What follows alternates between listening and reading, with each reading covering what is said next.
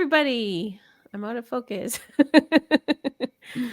I am Barb from King Dog Sports Club, and I'm here today with Alycia from Free Life Canine, and we are going to talk about tricks, specifically the Do More with Your Dog trick program. But before we start that, Alycia, can you tell us a little bit about yourself? Sure. So I'm Alycia, and my training business is Free Life Canine.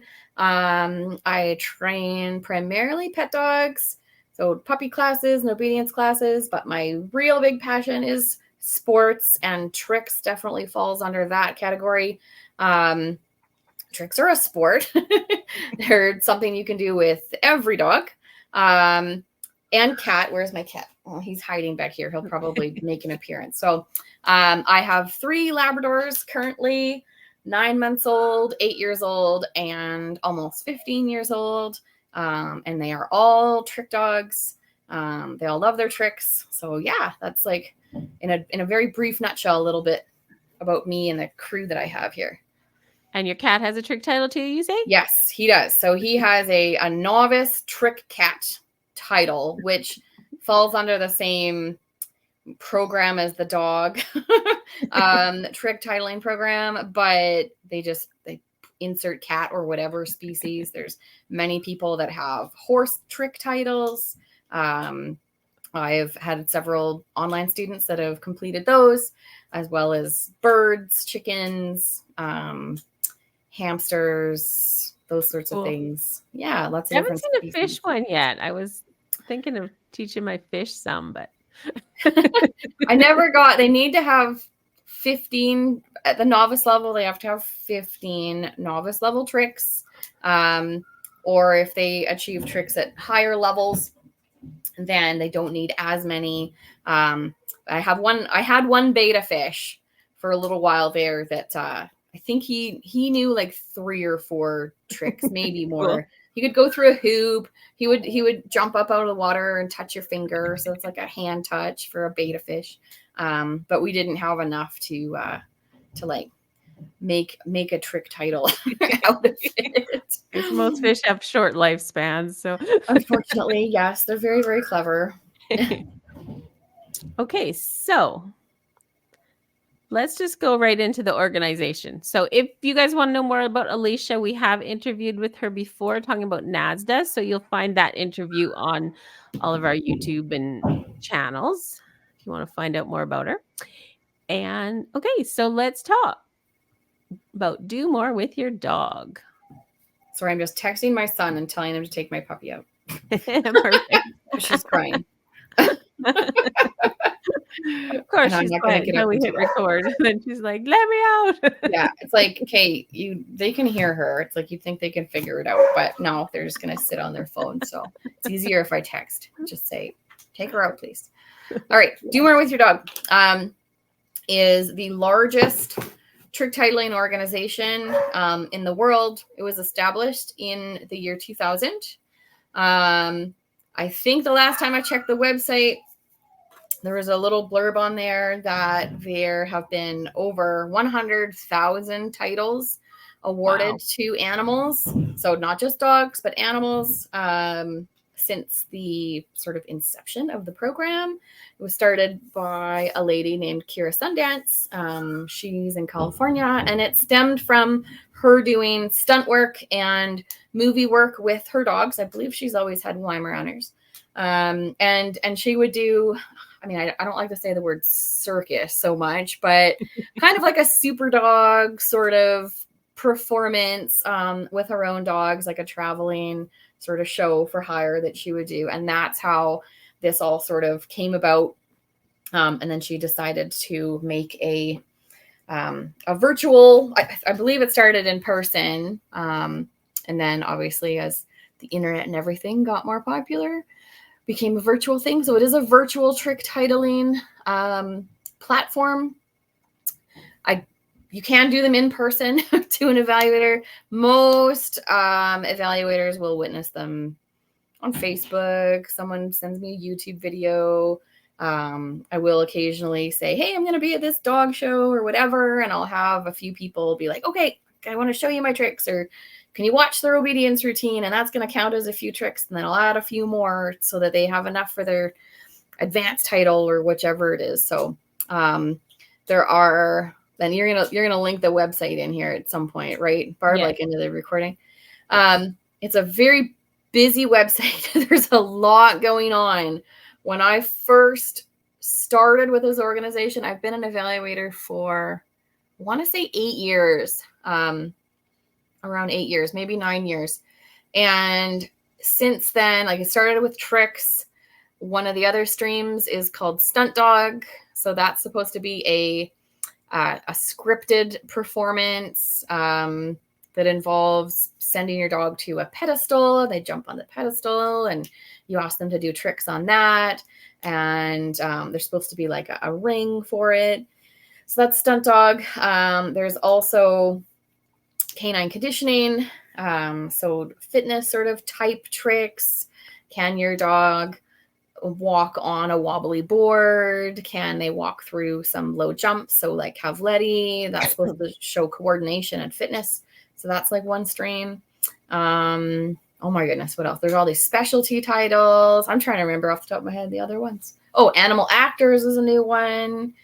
So that's one of their streams of trick titling that has spun off from people that were looking for dogs to do movie work or photo shoots. And so it's designed to have your dog demonstrate some set skills. Can they sit or lie down beside a food distraction, for example?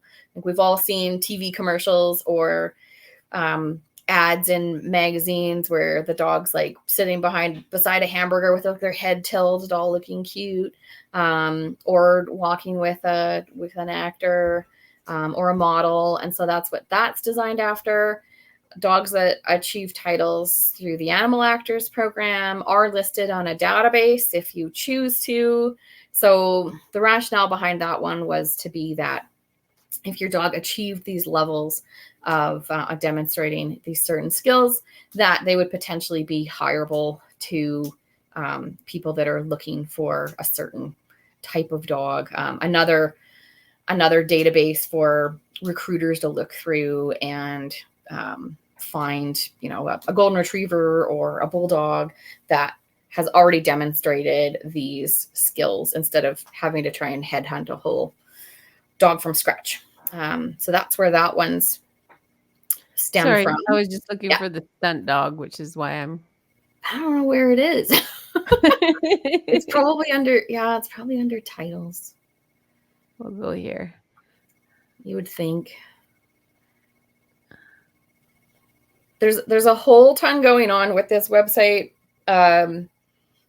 Yes, so much I will do a little course for the members that'll have like how to navigate in here. Yeah.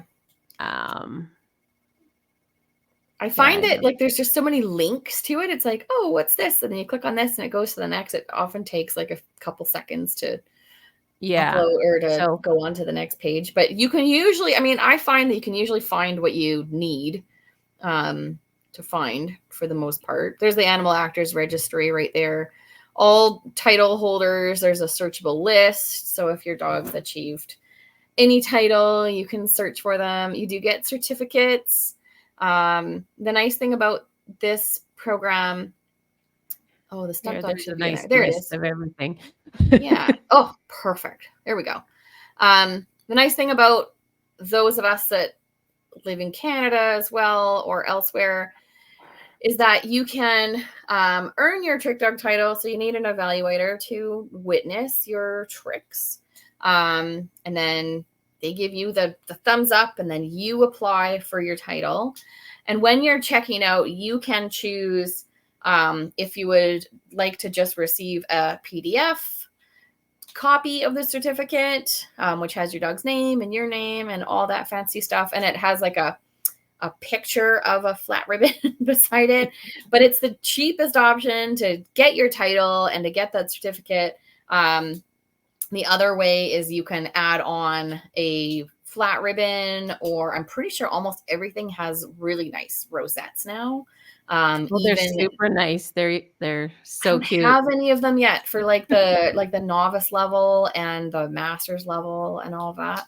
I'm saving up. So again, those of us in Canada, if you're planning on doing a few tricks, my suggestion to you is to have your evaluator go through them, and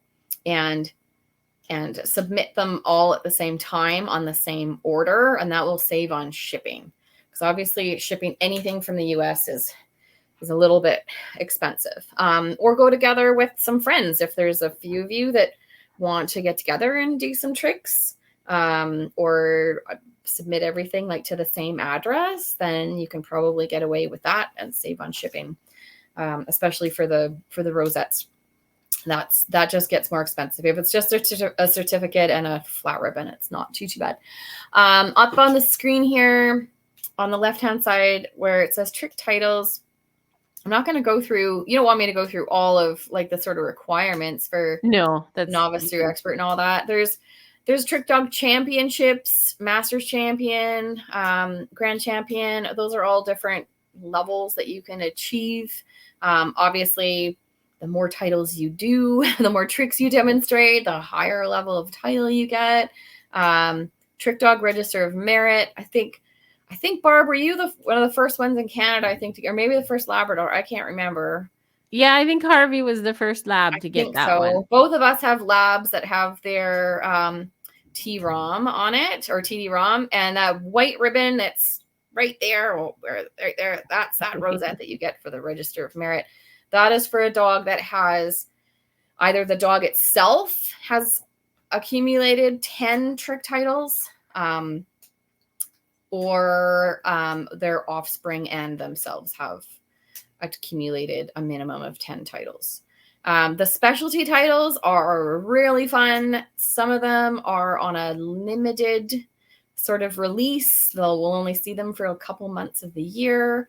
So the teacher's pet one's still up there. I thought that was only September. Oh, it says opens August 2024, so it must be a new one this year. Oh, okay. Yeah, okay. I see that. Cool. Yeah, some of them are super creative, super fun. Alphabet challenge, for example.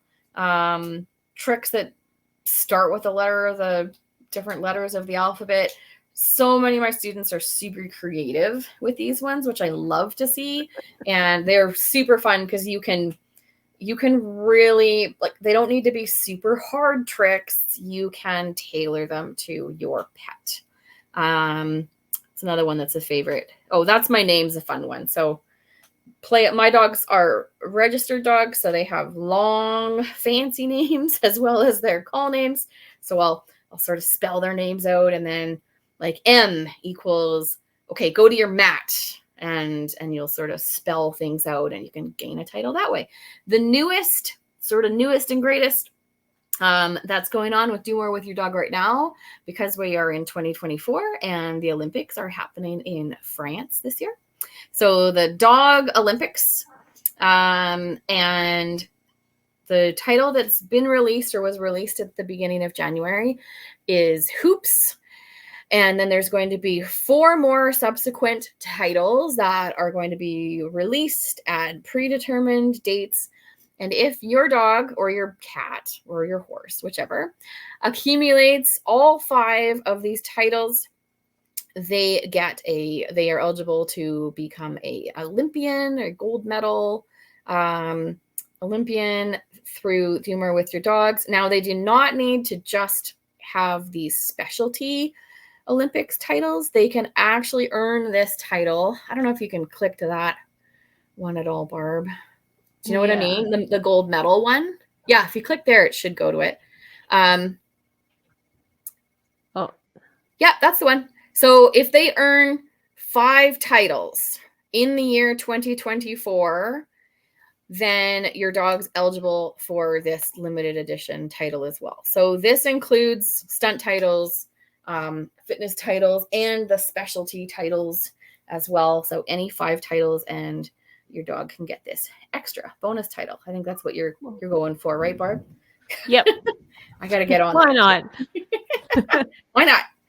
I love tricks, especially in the winter. They're so fun to just play and teach little Yeah. And I mean, Something. the winter time is definitely when I do more tricks. I'm finding with my almost 15-year-old dog, she's having to relearn some tricks because she can't hear very well. And she's done most stuff at the lower levels, and there's a couple expert ones she hasn't done, but they're just too complex. She doesn't have the coordination anymore. So I'm loving these specialty titles right now because she still gets to do the trick stuff, and I can totally bring it down to her level. And then with my puppy, I can do all sorts of stuff with her, things that we're already learning anyway, like sit and down and drop a toy and go into your crate, go to a mat, food puzzles, muffin tin game, those sorts of things. Those are all examples of tricks that are at like the novice level. So pretty simple. The other nice thing that I find super entry level or user friendly at the beginning level with Do More With Your Dog is that for your novice trick titles, you can lure. So you could have food in your hand or a toy in your hand for 50% of your 50% of your tricks that you demonstrate, and you could still earn a title. So this makes it not to say easy, because it really depends on the animal that you're working with, the pet that you have or your dog. But it gives a little bit of leeway. Again, it's sort of like you're teaching your puppy how to do that anyway, and you might be using food to help lure them into a down. So you can totally get away with that. And then the intermediate level, 25% of your tricks, you can use a food or a toy lure if you like. So that's super, super fun, super helpful. You can do them in the comfort of your home. I do most of mine in the living room or wherever most of my props need to be. Some students prefer to send things in one big, long, continuous video and just like demonstrate all their tricks in one shot. That's totally fine. Many others prefer to send me little snippets. And it doesn't all need to be done at the same time or on the same day even, which is lovely. So again, I've got this almost 15-year-old dog. She doesn't have the stamina to do 15 tricks in like one day or in one sitting. So I might split it up over 3 or 4 days, and we'll do a little bit here and there, record all my videos. I get a little bit fancy and use a video editor and stitch it together. And because I'm a judge for many other organizations, I'm always a big believer in make it easy for your judge. I can't evaluate my own tricks, so I send them to another evaluator to be looked at. And I use my video editor and I'll label what the tricks are. This also makes it super easy if you get really into tricks, which many of us get into with this organization, and you want to work towards another title that they have is the master's title. So it's 101 tricks from all 4 levels: novice, intermediate, advanced, and expert. And let me tell you, if you don't have some of those videos previously labeled or some sort of spreadsheet or whatever, it's really hard to keep track of what you've already shown your evaluator. Yes, I will say when I did with Toby, I'm like, oh my God, this is taking me hours to organize, even though I already had stuff in folders on YouTube. And then I know I sent you a mess. And we still I'm gotta get trying to that save myself 101. the trouble. So it's like, okay, with like Rill's my baby puppy, or she's not a baby. She's a tyrant. She's almost 10 months old. I stitch together her videos for her 15 novice tricks, and I'll just label each one at the bottom so that I can quickly go through and there's other titles called masters. So Rill has her novice masters trick title, which is 30 total novice title or novice tricks. So they need to demonstrate an additional 15 from the novice. So I couldn't remember what I had to begin with. So I'm like, okay, I watched my little YouTube video. Okay, we've already done this, and this. Okay, now these are the other 15 I'm going to work on, because otherwise it'd be really hard to keep track of. So sort of note to self, anyone that's planning on, starting this and thinking that they might want to go beyond like intermediate, keep a list, even if it's just a piece of paper. Keep a spreadsheet.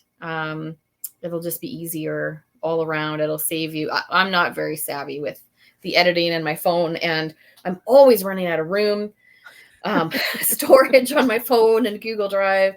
So once it's on YouTube and it's there, then I can delete videos. So that's where I do that. Otherwise, I run out of room.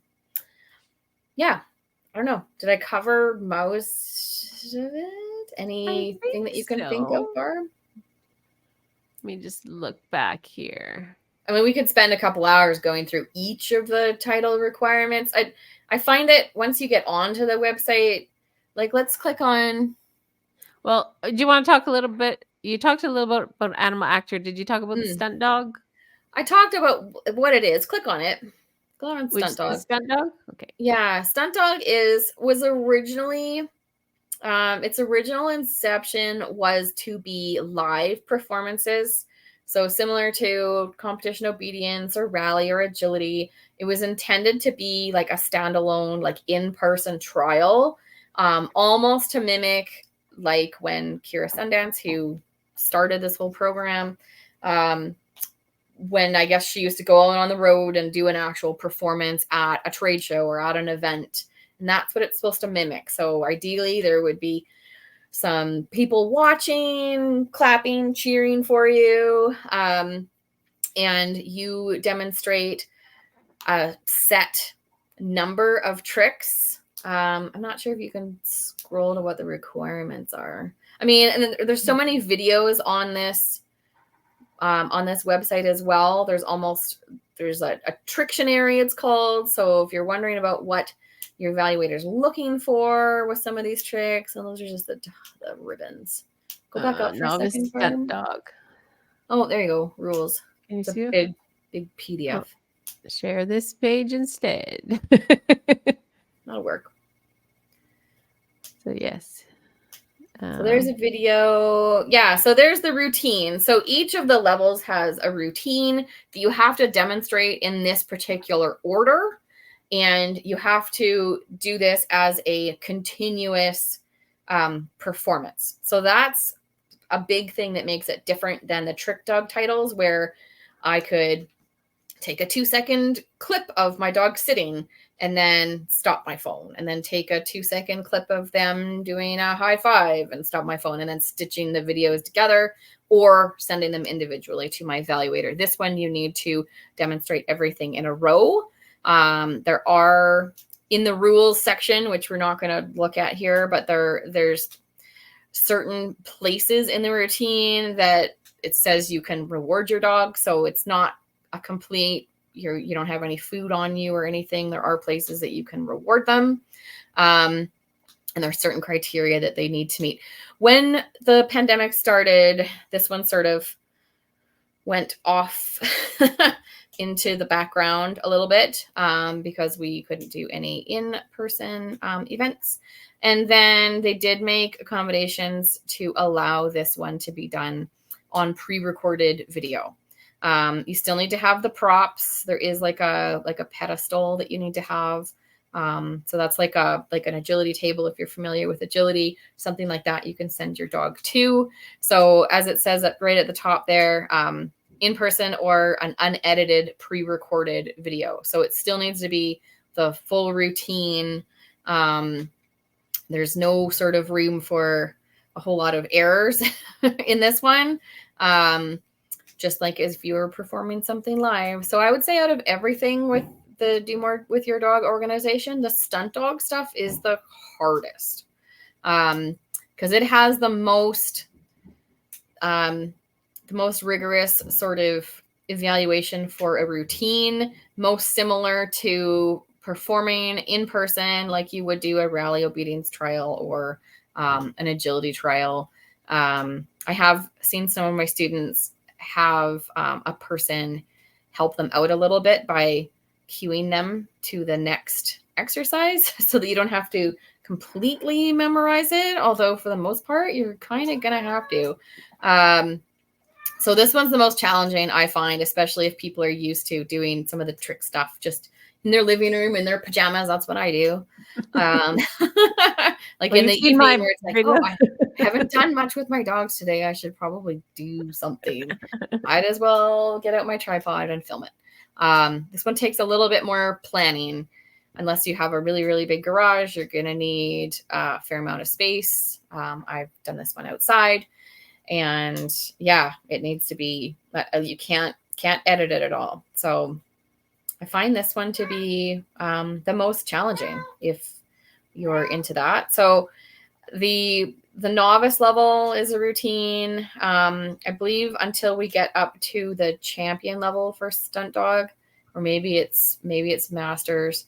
Then you're into a more of a freestyle routine, almost, where you're deciding like what order you do some of the tricks in, and that kind of thing.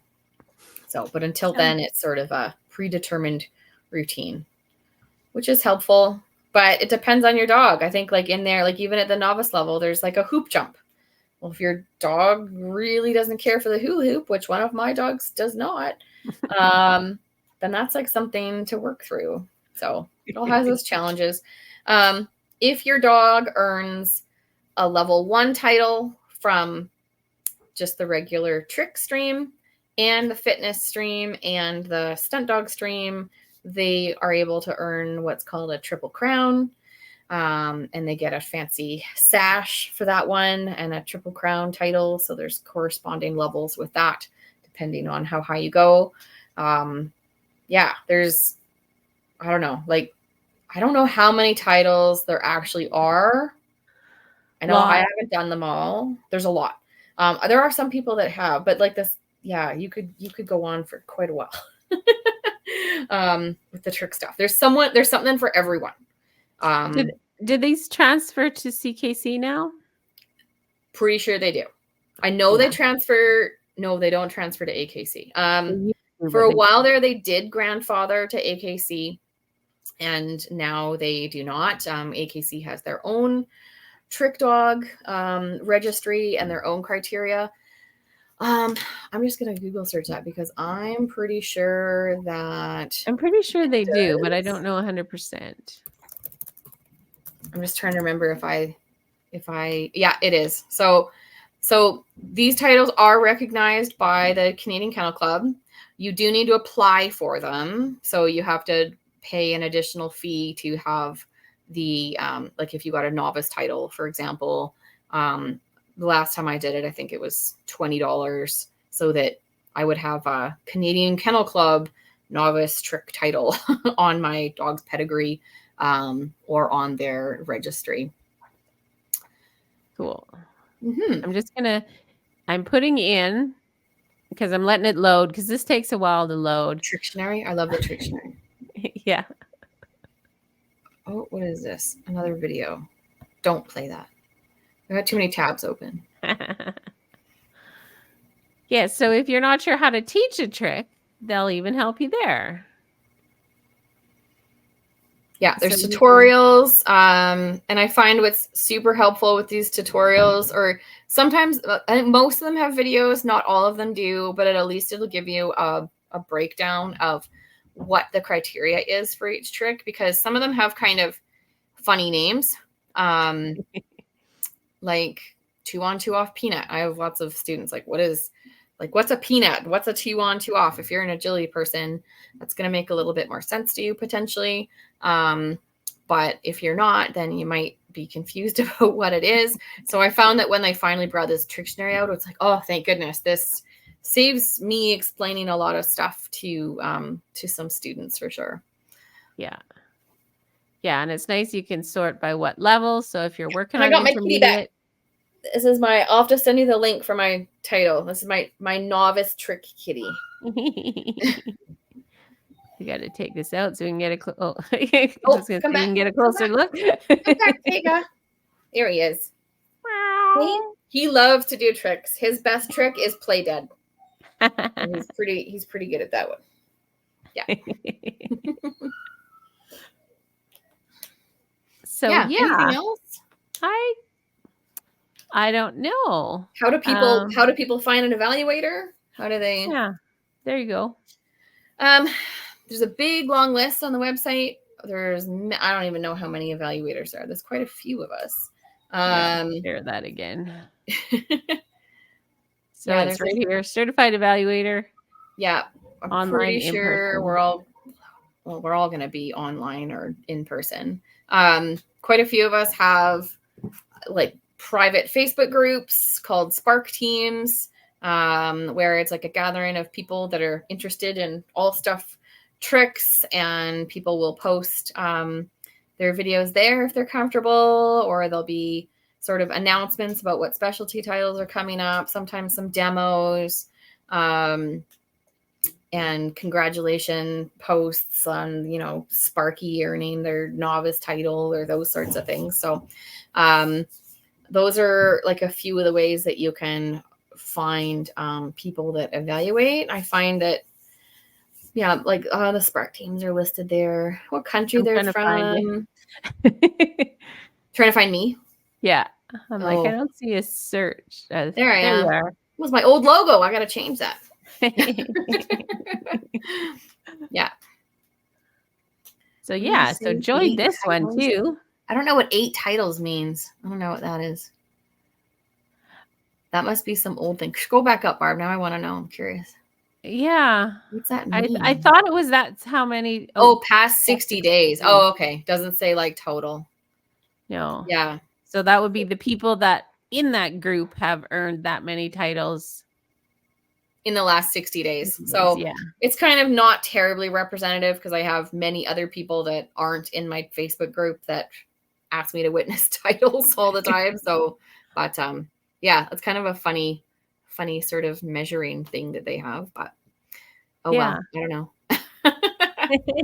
Yeah, but no. So it's there's a bunch of people in that group that just sort of lurk and watch other people.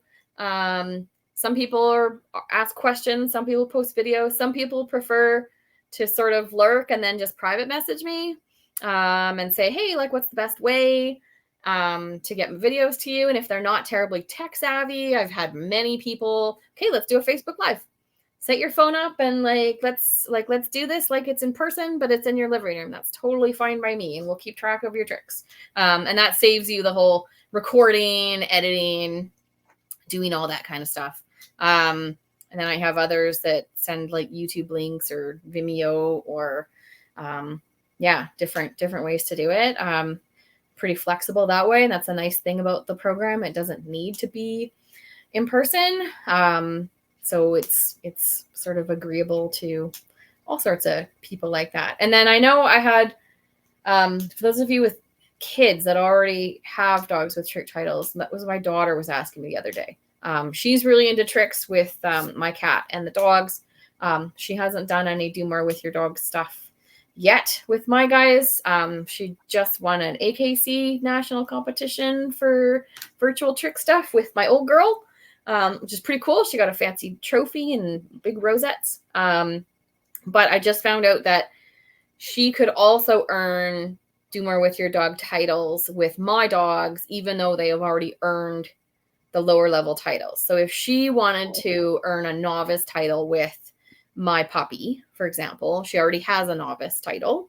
But if she chose to, if she wanted to, she could video it again. We could do some videoing and she could do the tricks with Rill and I could submit, and it would be, I don't know if it's another title on the dog. I haven't done it yet, but I know that she could earn a title that would have her name on it and my puppy's name instead of me and my puppy's name. If you wanted. So I just don't know how it works on the dog's registry. So that is something fun that Do More With Your Dog has done recently. I want to say in the last 2 years.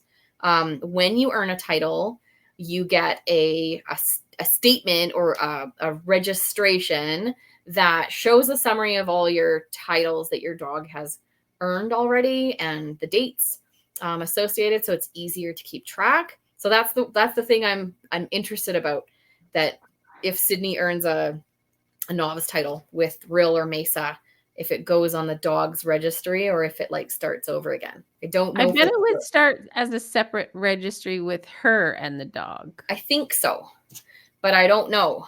So I might have to try it and just check it out. She's on a whole trick kick now that she's sort of like earned the one like trophy and all that kind of stuff. She's like, I want to earn some more ribbons.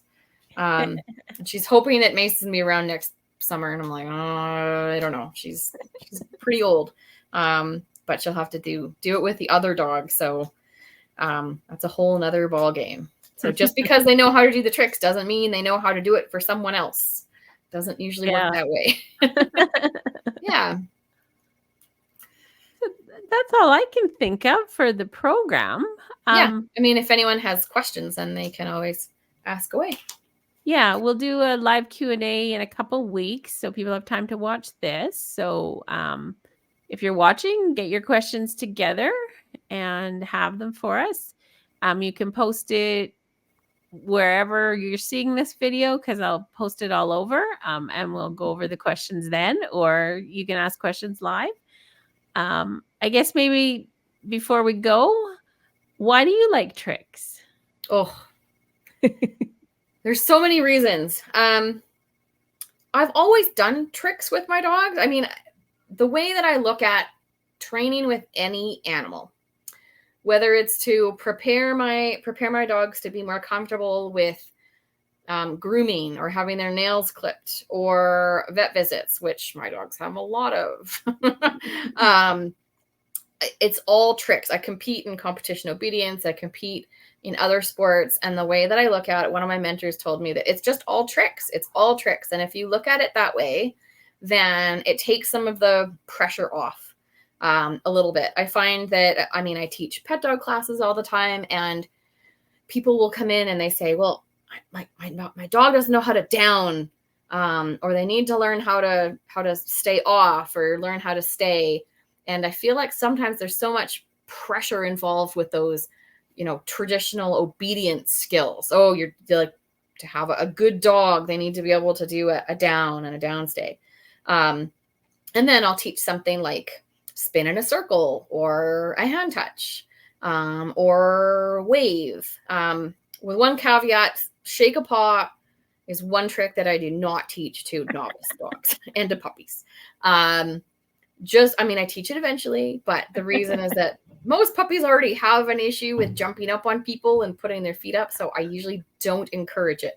For the people that really want to learn for their dog to shake a paw, we actually teach it down first, and then we'll do shake a paw when the dog's lying down, so that we eliminate that jumping up. Anyway, but I find that when we do the fun stuff, so it's like, all right, let's teach your dog to spin in a circle.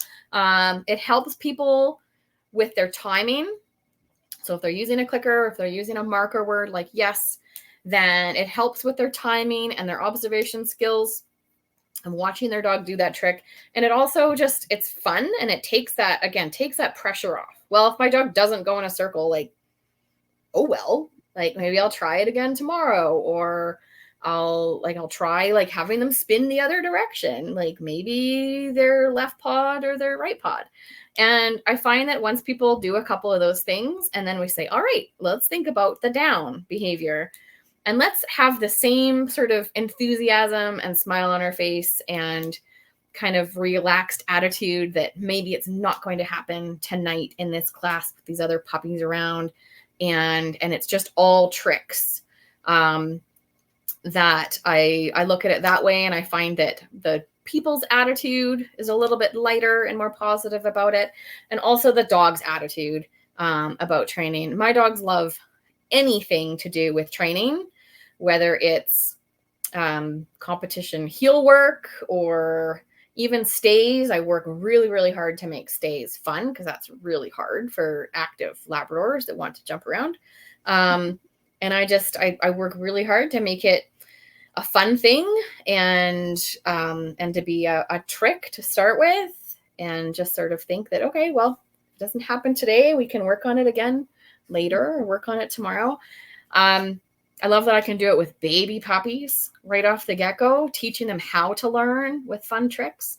I can do it with very senior dogs, with my own girl, for example, or I've worked with dogs that are deaf or blind. We've taught them tricks. It's also a great activity for if your dog is injured or is recovering from surgery and they need to work their brain while not being terribly mobile, so that they're, especially if they're recovering from some sort of injury or surgery and they can't be jumping around. I've taught many a trick in an X pen. You don't need a whole lot of space. That's like the lovely thing as well. And you can use so much stuff from around the house. You don't need fancy equipment. You can use like so many things. I love seeing how creative some of my students are with some of the tricks that they do with their dogs and cats and horses and all that kind of stuff. So I think that especially as dogs get older, I love seeing senior dogs do this. Everyone wants to like teach new things to puppies, but man, I have a soft spot in my heart for senior dogs. They continue to want to learn. And food puzzles also, any sort of enrichment is great for them. But I kind of think of it as like, all right, this is your daily crossword puzzle. Let's keep your brain sharp. They want to stay engaged. Doesn't need to be really fancy, complex stuff, but it's just keeping them moving and keeping their sort of cognitive abilities up there. Yeah, I don't know. It's sort of, if I'm not feeling very motivated to teach something more difficult, say, for example, loose leash walking, or, leave it. Like if I've got a dog that wants to steal stuff off the counter or whatever, I've had a long day at work, driving kids around to hockey, all that kind of stuff. But if I'm going to do something with my dog, I almost always default to just some fun tricks. It's sort of, I don't have to, like, especially things that are a little bit simpler, I don't have to think too much. Obviously, more complex things, I need a training plan. But defaulting to some of their favorite tricks is just, yeah, it's kind of a little bit easier. I don't know. Why do you love tricks, Barb? I kind of the same reason. Yeah, like years ago when I got Toby and I had absolutely no idea what I was doing, and she's so high energy and smart. That was the first thing that actually helped us start to connect as a team. Like, okay, yeah, tricks. And oh, I'm here. What are we doing? What are we doing? And still, like, we just sent in a video for another one, and she's 14 and she's just like, oh my God, we're doing something. I'll jump here, go back and forth. Oh, I'm like, okay, slow down. And I mean, everyone has different goals, different reasons why they want to do tricks or trick dog titles. Not everyone's into ribbons and awards and titles, and that's completely fine. If you enjoy spending time with your dog, awesome. I have many students that even on the Facebook group send me stuff of their dogs and they never end up submitting for a title. That's fine. And for other people, it's a motivation. It's a way of motivating them to do something with their dogs. I mean, I will fully admit that if there weren't some of these titles on the end, Mesa, my old girl, there's probably wouldn't have done as much with her. But let me tell you, I'm also really, really happy to have those memories because she's not going to be here for forever, unfortunately. But they're sort of permanently on there at YouTube, and I'll be able to revisit them. And just see how much fun she's had like through her entire life. I think, actually, I don't know, 15 years ago, I don't think she got a novice title until she was maybe 3 or 4. Cooley, Cooley's my 8-year-old dog. I've got video of him at 8 weeks doing like his novice tricks. Cool. And same with Rill. I think she was like 8.5 weeks or something like that. So it's kind of a fun progression too. You get to see puppies and see your dogs like through the years and their accomplishments with tricks. So, but yeah, again, not everyone's motivated by shiny things. I am, as everyone can see. That's not the half of them. And yeah, I would say even if you're not motivated by shiny things, the Do More With Your Dog program has a lot of really fun titles to do. So if you don't want to do whatever, if you don't want to spend the money and send in and get the ribbon, just go on and have a look and check out the tutorials, the Trictionary and the tutorials in there. Like there's some things in there that you're like, oh my goodness, I didn't know dogs could do that. That's so cool. I'm going to try that with my dogs or your cat. and give it a try, or your own version of it for sure. Yeah. Yeah, for me, it keeps me motivated to do things because I so easily get distracted by life. So on my dog sport thing, nose work is probably my favorite, but tricks are a close second. Yeah. Yeah. Tricks are pretty high up there. Tricks are always one of those things that in the winter when it's hard to travel, and it's like, oh, I really want to like do something with my dogs, but it feels like I'm not going to compete for 4 months in person, so I'm not terribly motivated to set some hides for nose work or do some obedience work. You know what? Let's do some tricks. Let's see what's out there for trick titles right now. Or I've had many a setback where it's like, oh, shoot, like we're dealing with an injury, or like they're having to be on rest for a while, and that totally sidetracks our training goals for that year. Well, you know what? We can still do something. We can still accomplish stuff, and do it that way. So yeah, there's so many reasons, and it's just good fun. Are you going for the intermediate on the kitty? You know what? Some of them, he's an old kitty too. He was 14, I think. He's almost 17 now. He was 14, I think, when he got his trick title. I should, wow. But cats are a little bit, when you have really fast dogs, definitely, I mean, train a cat. Like, and he's a very dog-like cat.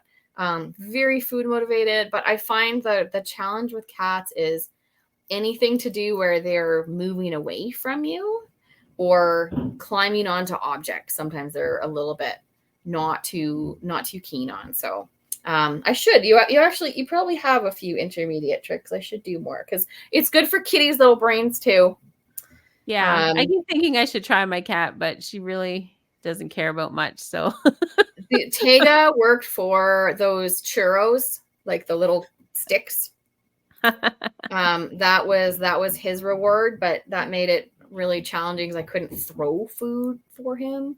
Right. But yeah, I'll send you the link for his novice trick title, and then everyone can check that out. It was pretty fun. I was very proud. I'm very proud of all my dogs and their titles, all of their titles, but I'm pretty darn proud of my kitty's novice trick cat title because there's not that many cats. No, that can do it.